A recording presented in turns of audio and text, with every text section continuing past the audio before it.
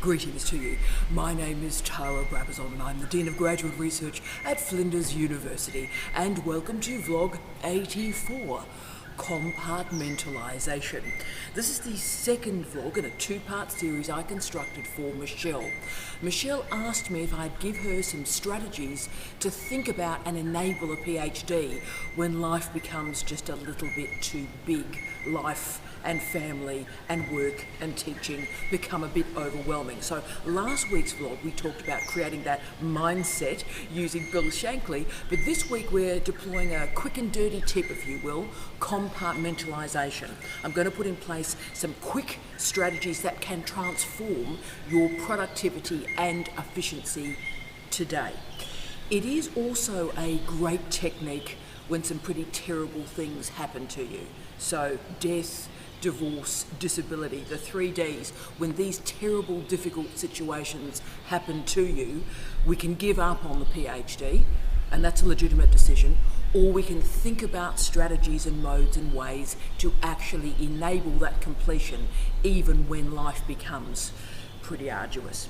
So in this vlog we're going to talk about the etymology of compartmentalization, where it comes from psychology as a discipline and has moved into management theory, so we're going to talk about that.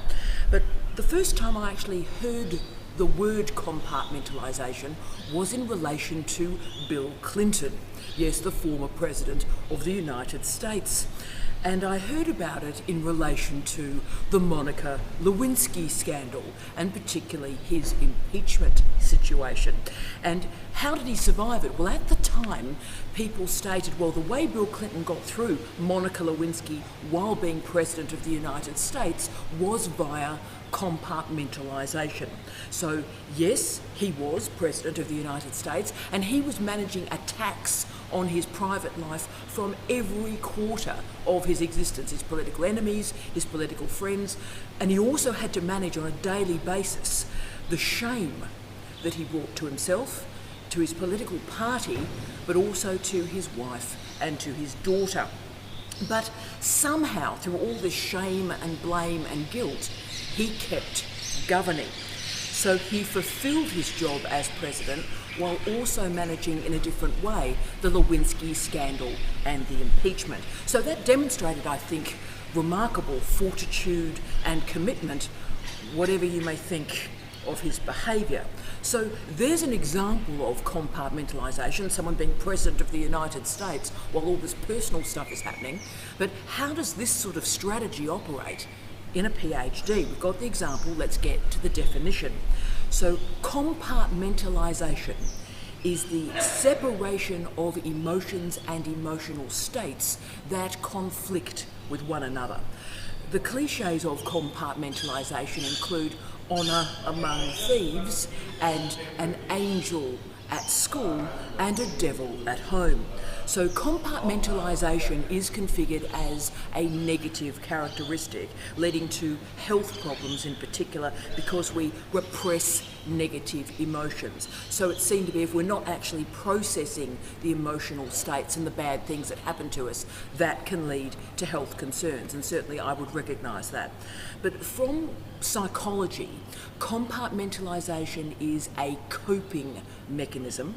It is a defence mechanism to stop and block cognitive dissonance. So it's used particularly by people who are managing childhood and indeed adult trauma. Its meaning, though, has now changed. It's now describing, as it's moved into management theory, a conscious series of strategies and decisions to manage conflictual responsibilities and yet remain productive. So it is therefore quite a useful tool to think about while you're in the middle of a PhD. When a stressful experience is avoidable, I think there is a benefit at times to step away from that stressful experience. Just stop it for a moment and do something else for a while. Because if nothing else, that switching off from the problem gives you a break from the trauma, gives you a break from what's going on in your life. Yes, it's also a way to manage emotion, and yes, it's also a way to increase your productivity. So this new inflection, this new theorisation of compartmentalisation also does link with mindfulness and the mindfulness movement. Now, a lot of my great friends around the world actually do theorisation and do research on mindfulness, and I've read the research, and it is, a great series of techniques and strategies. It's a little bit hippie for me, but just know that compartmentalisation, when we take it a few stages on, does actually lead to mindfulness. And there's good research about what the mindfulness movement does in terms of managing stress. But at its most basic, compartmentalisation allows us to switch off when we get home. So there's people that go, right, I've had a hard day, and then they come home and they're able to switch off from work. At its most basic, that is compartmentalisation. So that stuff about that cliche, which I actually disagree with, the work and life balance. But the problem with these types of strategies in the contemporary workplace, let alone if you're doing a PhD, is that work occupies, work colonises every little part of our lives these days. That's the nature of work. So this is, I think, when compartmentalisation becomes incredibly useful, because it allows us to make conscious decisions that this is about work time, and then with consciousness, I'm moving to something else. You're not allowing work or a PhD or indeed your family life to bleed throughout the entirety of your day and existence. Because we all know a PhD is stressful, families are stressful, teaching is stressful, work is stressful, making a living is stressful. Now, some stress is useful. There are some people that argue, oh, look, I love deadlines, I love stress. I'm not one of those people. I very much like to manage stress. And I think we also need to remember that in the word distress, stress is within it. So the movement from stress to distress, I think, can be quite rapid. And when all these stresses mash up into our lives, it's no wonder all of us start to do slightly strange things, like banging our head on a desk, or screaming uncontrollably, swearing uncontrollably, listening to AC/DC's TNT on repeat. That's something I do a great deal. And also, of course, watching Game of Thrones and wondering when precisely our life started to look like the Red Wedding. So what I need you to do, at its most basic, if you just want to try a couple of compartmentalisation strategies, the first one is the easiest. I need you to try some digital dieting for me. So what that means is stop connecting to your emails, to Facebook, to Twitter, to LinkedIn, to Instagram. Stop connecting with those applications 24/7. Compartmentalise, say, this is when I am doing email. This is when I am on Facebook. Separate your life out. Do not allow digital bleeding into your analogue life. So that's the first step in compartmentalisation, stopping analogue issues being disrupted by digital means. So compartmentalise your functions. The second easiest way to enact compartmentalisation is to link particular functions to particular times. So have a scheduled work day. So this is when I exercise, this is when I do emails, this is when I'm at work or do my PhD, this is when I do my teaching, this is when I edit, this is when I do my experiments, and this is when I stop doing my PhD and go on to do something else.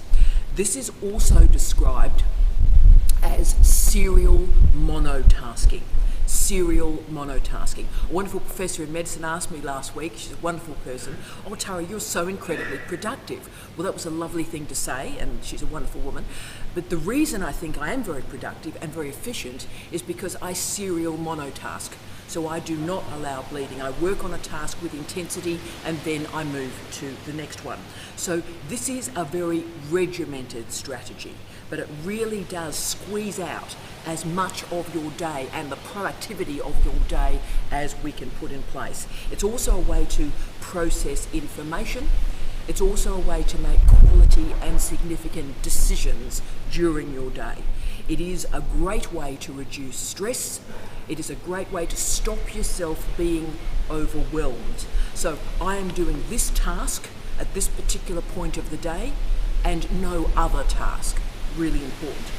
The other really a great advantage, I think, of this type of compartmentalisation that did change my life is that we start to respond to change rather than react to change. The last 10 years I've had some very stressful managerial jobs in some pretty difficult places. And a lot happens and a lot of people sort of displace their stuff onto you. They overshare their problems onto you. Now, if I was in a really stressful, edgy environment, then I would simply be reacting with anger or fear or all the rest of it. And I don't do that. I respond to issues. I don't react to issues because my stress is under control and my work day is under control. So when bad things happen, I'm emotionally and intellectually centred enough to make a good decision. So compartmentalisation is also great when you're dealing with a major life tragedy. So you get sick, your partner gets sick, your kids get sick, a life tragedy happens to you, your partner or you may lose a job. And when that happens in the middle of a PhD, it is beyond belief. It is catastrophic. Now, this is where compartmentalisation gets interesting and also significant, I think. So what you start to do is separate out your emotional life and your intellectual life so that you're not overwhelmed by emotion. You're not overwhelmed by the tragedy. Therefore, you work on your PhD, you compartmentalise, you do the work on that PhD for 2 hours, for 4 hours, or for 8 hours. You don't focus on anything else, you separate the emotional stuff away, you do that focus, and then you stop and you reconnect your emotional life and activate decisions in that sphere. Now, emotions are very, very messy. They can spill over into the rest of your life, and you do make bad decisions, and they do break through in all the spheres of your life. But if you are enrolled in a PhD, you need to show focus. And if a tragedy is bleeding through all elements of your life, including your PhD, it is really a legitimate decision to say, you know what, I am going to stop this PhD. Okay, that's a legitimate compartmentalised decision. But if you make a decision to continue the PhD through the tragedy or the difficult moment in your life, then compartmentalisation is the best way to manage it, because you are consciously creating compartments and structure in your life, and you are managing your emotions and then reconnecting those emotions at the conclusion of your day. This is mentally tough to do, there is no doubt about that, but it also does build mental toughness, and we all need that at the moment in universities and beyond. I remember a great article that Ryan Blair wrote in the great magazine Forbes, and he explained how he was managing in his life at one particular point a huge business deal as an entrepreneur. He was also managing how to help his son manage autism moving through the school sector, and also trying to fulfil his mother's wish to be removed off life support. So there it is, a nightmarish work situation, an issue with his son, and an issue with his mother, all at the same time. So what Blair did, I think, is a model for all of us. He firstly realised, this is really important, that he had finite emotional and physical energy. So he was not going to be able to spread himself too thin. His resources were finite. So what he did is he prioritised. He stated those 3 variables are the most important thing in my life. Everything else for the next few months is going to be way down the list. So he said no a lot. When new opportunities and options came up, he said no. And he separated out those 3 clear goals in his professional and personal life, and did not allow them to bleed across the compartments. So compartmentalisation through this type of strategy goes through the following steps. You isolate strongly all issues from one another. You apply full consciousness and focus on separating out those issues. Do not allow them to bleed. And then you work on one issue. You open that compartment up. You instigate incremental change in that compartment. You then close it up and move to your next compartment. Very powerful. So you say no to anything new that does not deserve a compartment. So, this is a short to medium term strategy that can be incredibly useful while you are in the middle of your PhD. It's not a long-term strategy because it's hard to keep the compartments together. It's hard to say no all the time. But when you're in the middle of a really difficult situation, this strategy will get you through it. It's not about a work and life balance. It's about survival. When life and family and the PhD simply become too much and you need a way through it. And the 3 Ds are often the great trigger, I think, to start compartmentalisation: death, divorce, disability. The 3 Ds, this strategy will get you through the short to medium term ways to address them. So this is a conscious strategy. It requires visualisation from you. You have to open a compartment, focus on that compartment, close that compartment. It's visualisation. So attendant to compartmentalisation in this form is emotional detachment. You've got to be a bit emotionally detached here to make it work. And Michael Schreiner did some fantastic research in this area about emotional detachment and compartmentalisation. And he argues when we are managing emotional abuse, abandonment, trauma from primary caregivers, or trauma from being a primary caregiver, compartmentalisation is a logical and rational response to a really difficult moment in our lives. So if you or your partner or your kids are managing the 3 Ds and you're enrolled in a PhD, you really only have 3 options. 1, you can pretend that nothing's changed, continue on as normal, and then all the emotional traumas and the emotional responsibilities soak through the entirety of your life. So your PhD suffers, your family suffers, everything suffers. So that strategy just simply doesn't work. 2, stop your PhD and focus on yourself or your partner or your family. That is a legitimate decision. It does work, but you also need to know that the students who leave a PhD program, inverted commas, temporarily, often leave it permanently. So when you make a decision to leave a PhD program, often you don't come back, and that's fine if bad stuff's happened to you. The 3rd strategy, which does work, is compartmentalisation. So work on your PhD, park your emotions when you do so, and then close that PhD compartment and move on with the rest of your life. So this is not changing who you are. This is just simply organising yourself, rendering yourself functional and productive when really bad stuff happens. So just like breakthrough pain, there will be breakthrough emotions through your compartments. You are a human being. Don't judge yourself. Just take a breath and move to the next compartment. But you'll find that most of the time, this separation of your public and your private life, your professional life and your family life, is incredibly useful. I'll give you one example of a case that I had to enact in the last year using this. As many of you remember, my wonderful PhD student, Mick Winter, died earlier this year, and he just finished his full first draft before his death. So Steve and I asked my great boss, the Deputy Vice-Chancellor of Research, Rob Saint, hi Rob, you rock, we asked Rob if he would allow us to conduct editing from that first draft to enable Mick's completion of his PhD, and Rob said yes, and that's great. But I couldn't let myself feel the personal loss of Mick's death. He'd been my friend for 10 years. I'd had daily engagement with him during those 10 years and a weekly meeting with him during those 10 years. He was a great scholar, always gave me the intellectual highlight of my week, one of the smartest people I've ever met on the planet ever, and so it was a great experience every day to work with him. But I couldn't let myself feel that personal loss. I had a responsibility to get that thesis through to examination with integrity and with respect.